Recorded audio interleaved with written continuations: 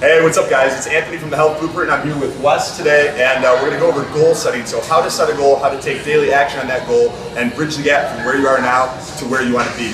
So Wes is going to kind of explain what he's working on, and then we're going to go through the strategies for achieving your goals. So go ahead, Wes. Cool, so basically Anthony, loosen and restriction fat, like anywhere from, if I were to think of a number, 5 or 10 pounds, I'm not so much worried about that, so much as the aesthetics, right? Trying to tighten things up. You want to be able to see some of my muscles pop again, like when I played sports in college. You played rugby in college, right? Correct. Do you want it back then? I didn't really have to worry about nutritional stuff, so now basically I'm setbacks or things outside of the gym. Yeah. Not, I love working out. It's not that. It's what I'm putting in, not so much what I'm expecting. So more nutrition, and you're already working out a ton. Right. So it's more nutrition and diet, and like putting it all together as opposed to the energy play. Right. I want it to be a life thing, not like a temporary thing. Yeah, absolutely. Okay, cool. So what preparation? What do you have down here? Like, what have you done thinking through this so far? I wrote down reasons why. I wrote down what I see as being in the way, Right. ways to go about not eliminating those. Okay. Cool. So he's got reasons why it's important for him to make this change, things that has possibly gotten in the way in the past and could prevent him from reaching his goal in the future. And then he's got some things that he can do in order to like make the goal actionable and really like put it into effect. So that's awesome.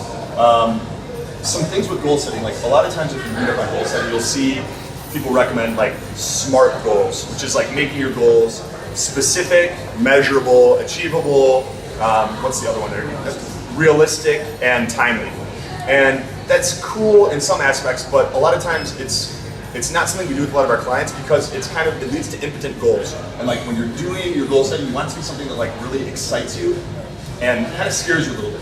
So the part that's achievable and realistic, we kind of try to do away with that and do something that almost feels unrealistic, that's just past the point of what you think you can do in a certain amount of time.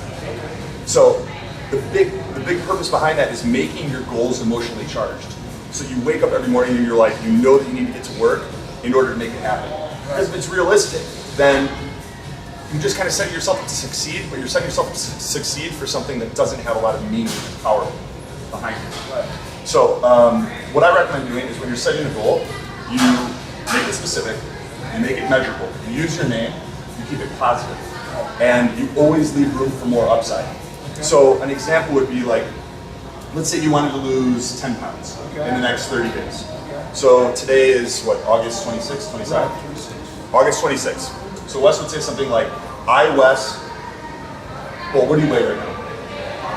184, 185. Okay, so he weighs like 185 right now. You want to phrase your goal as if it's already done and it's already been achieved. Because this is something you're going to read every morning, and you want it to trigger the psychological components in your mind as if you've already done it. So Wes would say something along the lines of like, Wes, weigh 175 pounds at or before September 26, 2014. And then you would layer on that, so let's check, it's positive. So you're not saying Wes, lost 10 pounds or will lose 10 pounds, which is negative, you're focusing on loss. You're saying I weigh, so that the goal has already been achieved. And then you're setting the date, so it's specific and measurable. One day from today, you're keeping it positive, you're leaving room for upside. So by September 25th or sooner, you can also say I weigh 175 pounds or better. So you can make that like room for upside pertaining to the date or pertaining to the weight. And then from there at the end, you want to say because. And the because is important. That's where you add in your daily action steps. So these are like the specific things that you're going to do every single day that are going to allow you to achieve your goals. So it sounds like you already know that energy expenditure and movement, that component is satisfied. You're doing that, you're training here 7 days a week, and you're getting a ton of like, physical work in. That's not the problem. So it's going to be, you're going to want to focus on your nutrition. You're going to want to look at your sleep. Are you getting 6 to 8 hours of sleep a night? You're going to focus on your stress management. Are you taking time to like do deep breathing or meditation and really like keep your cortisol levels in check? And all of that in conjunction with your diet are going to be important components. So you have your goal like Wes, weigh 175 pounds or better at or before September 26, 2014, because I eat clean, nutritious foods 6 days a week.